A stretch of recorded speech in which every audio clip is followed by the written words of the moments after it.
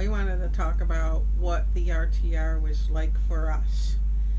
It was our first time there. It was a totally new experience, and so we thought it would be interesting to talk about what it was like.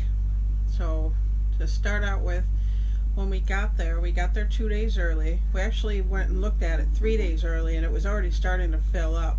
So we went there 2 days before it started, and we found a spot, and it was really exciting. We were really anticipating it ahead of time, just so many aspects of it. Looking forward to meeting new people, maybe meeting a tribe, and meeting YouTubers that we've been watching, and having people meet us. There were so many things that were so exciting about it.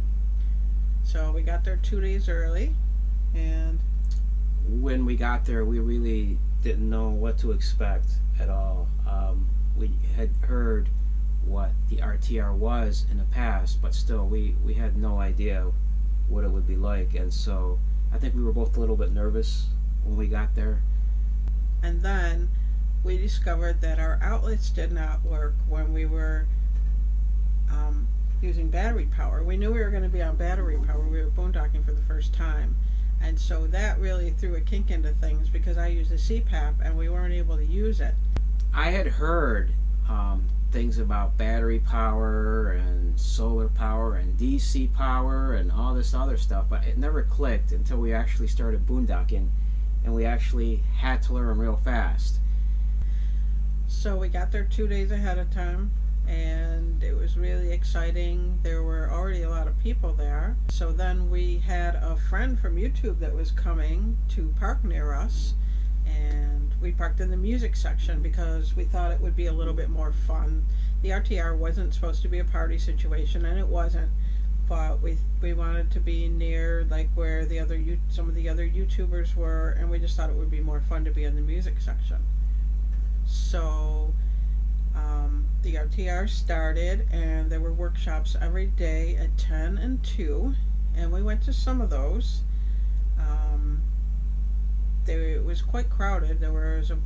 Nobody knew how big the crowd was going to be, and from what I understand, it was between 2,500 and 3,000 people, they believe. And then being in the RTR, I mean, there are just people. One thing you could do all day is just walk around and meet people and just talk to different people. There's so many people there, and there's a lot of places to walk to. Right, and one thing that I learned about the RTR is people were really friendly. They seemed like they were more than happy to reach out and meet you and talk about your rig, and they just in general were very nice, and it was a feeling of community there. There was, and you could just, like I was saying, you could just walk around and meet people all day. One thing I felt about the RTR was that there was just not enough time to do everything. Yes. I think I was a little bit tired because I have a CPAP, and we didn't get our generators going for 3 days because we didn't know how to use a generator. So I was kind of tired, and I just felt like I had so much that I wanted to do, and there wasn't enough time to do it all.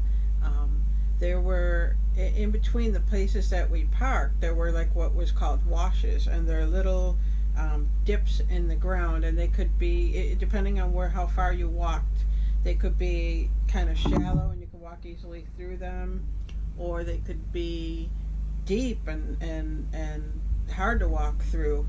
To get to the main camp, we had to walk through about 3 or 4 washes, and some of them were pretty deep. And then one thing that we liked to do was to go out at night. At night there were a lot of campfires, and from what we were told, if there's a campfire or if there's live music, you're welcome to go to it, uninvited. So we did that. Right, and when we did that, the people were very welcoming. I think there was one camp where there was a fire going, where we went to it, and they actually went around asking everybody their names and where they were from, and that was interesting. That was fun. And they had people singing around some of these fires, singing and playing an instrument like the guitar, and it was really cool. It was really, like I said earlier, it was a feeling of belonging to a community. And we went to that particular campfire several times. It was fun going to that campsite and the campfire and going to other campfires, and Right. we met our neighbors, and the only thing about it is part of me felt like I would have loved to have stayed there for 2 months or had an RTR for 2 months, because Mm. I felt like there just wasn't enough time to do everything. Right. I mean, it was just so much fun. It was like a one endless carnival that was going on, and it was just a lot of fun. And it's too bad that it didn't go longer, but there's always next year. We can always go to that one next year again. And I had friends there. I met two people that they watched our YouTube channel, and I watched their YouTube channel. So it was fun to meet them and get to know them. It was really fun. It just there was just so much to do there.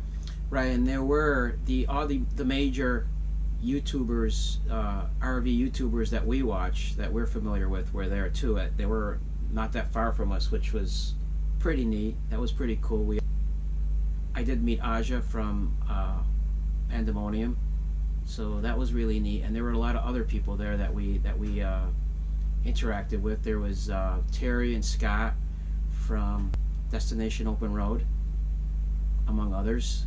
We went to the main camp with where the big YouTubers were, and they had a lot of community dinners. We had a spaghetti dinner with them one night, and that was fun. And we got to meet a lot of other YouTubers too. And there was just it just if you go to the RTR, prepare to be busy, because Prepare to be busy, yeah. And sometimes we just had to rest. I mean, we wanted to be out doing stuff, but we try not to push ourselves too hard. We try to always not push ourselves too hard, because it's just not a good idea. And so I kept feeling like I wanted to get out and do more, and I just did what I was able to do, and that's all you can really do. Right. And I think in one of the videos we had mentioned, we had never seen so many RVs. There were just so many RVs, both at the RTR and then around town at Quartzsite. And at other gatherings. At other gatherings. It seemed like everything was happening at once related to RVing. Yeah, they had a big tents in town. You could go into town, and there was like a flea market with all these different tents and stands, and that's where we went and bought our chairs. And there was just so much. You can just go to town, and you could even just at the RTR, you could be busy all the time. And the workshops lasted about, I'd say over 2 hours. At least the morning one would last over 2 hours. It was often after 12, even 12:30, when the 10 a.m. workshop would be done. And then I didn't even go to all the workshops. I went to the ones that really, really interested me. And they were interesting, and we learned a lot from those. I did. Oh, yeah. I learned about a solution for the CPAP, and there was one about gadgets, and that was interesting. So there's a lot that you can learn at the RTR. Right, it was very helpful. Those seminars were very helpful. As Sharon said, we didn't go to every single one, but the ones that we did go to, we did pick up some really good pointers about RVing. So we just wanted to talk about what the RTR was like for us. It just maybe to help new people out that have never been there, just to get an idea of what it's actually like. There's a lot of walking to do, and you can do hiking. To get into town from the RTR, it probably takes about, I don't know, maybe 10 minutes. It's not very far. The road is very bumpy though. Right. And there are mountains to climb, and we did that once. And you could walk, and at night you can see into town, and you can see all the lights, and that's kind of neat. And the sunsets are very nice and pretty, and most people stayed for the whole thing. But it ended a little earlier than I thought. I guess the last 2 days, I don't think there were any workshops. There might have been one on the Saturday. It went until Sunday. On Sunday there were no workshops, and I don't think there were on Saturday either, because there's a big tent where people can go and get jobs, and that's in town. And so there was nothing on Sunday, except there was, I guess, cleanup. So it was kind of by the time the weekend came, a lot of people had left, and you could really tell that it was a lot quieter. Right. But we met a lot of people. We met people that ended up joining a tribe, and we do feel that we fulfilled what we were looking for by going there. We met lifetime friends. Right. And we're going to meet more lifetime friends through the friends we met. And we joined a tribe, which we wanted to do, and we learned. So I think we pretty much fulfilled everything that we were hoping to fulfill there. So when I left, I really wasn't, I wasn't like too sad. I was sad to leave, but it wasn't too bad because we were going on and we weren't going to be alone, traveling alone anymore. We just wanted to share what it was like for us. And the cats, I think it was pretty much the same for them as it was anywhere else, except we didn't have hookups. But they probably might not have noticed that either, except it got chilly. One night it got really cold, and that was challenging, but we got through it. Right. We got through it, and I think overall they were happy, and I think they had a good time. I think they have been having a good time since we started doing this. Okay, well, I guess that's about all. Bye. Thanks, everyone. Bye.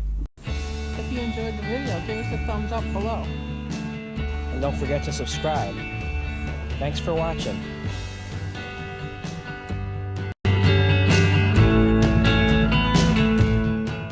Here's a scene we don't see every day. Seymour and Henry lying together. You guys enjoying each other's company? Okay. You guys relax. I'll see you guys later.